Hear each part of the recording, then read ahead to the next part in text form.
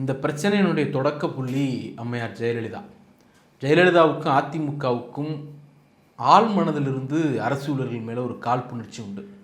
இந்த காழ்ப்புணர்ச்சியினுடைய வெளிப்பாடு தான் பென்ஷன். புதிதாக வேலைக்கு சேர்பவர்களுக்கு மாதம் மாதம் உறுதிப்படுத்தப்பட்ட பென்ஷன் கொடுக்கக்கூடிய ஒரு பொறுப்பிலிருந்து கடமையிலிருந்து அரசு தன்னை விலக்கி கொள்ளணும் அப்படிங்கிற ஒரு கான்செப்டை வாஜ்பாய் அரசு முன்வைத்த போது அதற்கு மாடல் ஸ்டேட்டாக நான் இருக்கேன், இந்த பர சொசைட்டிக்கு எல்லாரையும் பழி வாங்குறது எப்படின்னு எனக்கு மட்டும் தான் தெரியும் அப்படின்ட்டு முதல் ஆளாக இல்லை, ஒன்றிய அரசு ஒரு வழிகாட்டுதலை உருவாக்குது. அப்போ இது நம்ம எல்லாத்துலேயுமே ஒன்றிய அரசுக்கு நிகராக, லாபத்தில் ஒன்றிய அரசுக்கு நிகராக இருக்கணும், சம்பளத்தில் ஒன்றிய அரசுக்கு நிகராக இருக்கணும், அப்போ பென்ஷன்லையும் ஒன்றிய அரசுக்கு நிகராக போன்ற ஒரு கான்செப்டில் போகிறதுல என்ன பிரச்சனை? இல்லை, அதாவது அவர்கள் நிர்வாணமாக போகிறாங்க அப்படிங்கிறதுக்காகவே நாமளும் நிர்வாணமாக போகணும்னு அவசியம் கிடையாது.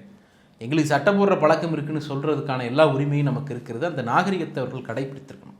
அடிப்படையில் ஒன்றிய அரசுக்கிடமிருந்து இப்போ நிதி வாங்கி ஒரு விஷயத்தை செலவுபடுத்துகிறோம் அப்படின்னா அந்த கண்டிஷன்ஸை நீங்கள் ஏற்றுக்கிறது மறுக்கிறது குறித்து விவாதிக்கலாம். ஓகே, இல்லை நாங்கள் ஃப்ரேம் பண்ணிட்டோம், இப்போ குவாலிட்டி ஆஃப் எஜுகேஷன் அந்த மாதிரியான விஷயங்கள், யூஜிசியோட நார்ம்ஸு, இந்த மாதிரி விஷயத்தெல்லாம் நாங்கள் ஃப்ரேம் பண்ணிட்டோம், நீங்கள் ஏற்றுக்கணும் அப்படிங்கிற ஒரு கம்பல்ஷனை ஒன்றிய அரசு கிரியேட் பண்ணுதுன்னா அதற்கான உரிமை ஒன்றிய அரசுக்கு இருக்குன்னா அதை நீங்கள் ஏற்றுக்கலாம், இல்லை எதிர்த்து சண்டை போடலாம்.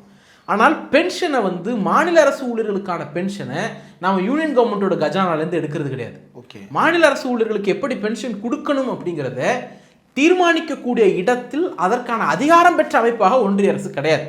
அவங்க ஒரு ஃபார்முலா வகுக்கிறாங்கன்னா அதையே ஃபாலோ பண்ணணும் அப்படிங்கிற எந்த கட்டாயமும் லீகல் பைண்டிங்கும் மாநில அரசுக்கு கிடையாது. அப்படி இருக்கும்போது அம்மையார் ஜெயலலிதா தானாக முன்வந்து இந்த பென்ஷன் முறையை ஒழித்து கட்டக்கூடிய உறுதிப்படுத்தப்பட்ட பென்ஷன் மாதம் மாதம் தன்னுடைய வாழ்நாள் முழுக்க அரசுக்கு உழைச்சிட்டு வேலை செஞ்சுட்டு தன்னுடைய ஓய்வு காலத்தில் இருக்கக்கூடியவர்களுக்கு குறைந்தபட்சம் ஒரு மினிமம் பென்ஷனை கொண்டு போய் கொடுக்கணும் அப்படிங்கிற அந்த அரசின் கடமையிலிருந்து முழுதாக கை கழுவி விட்டு வெளியே வந்த முதல் மாநிலங்கிற அவப்பெயரை தமிழ்நாட்டுக்கு தேடி தந்தது அதிமுக. ஃபர்ஸ்ட் ஸ்டேட்டு இங்கே தான் இம்ப்ளிமெண்ட் ஆகுது.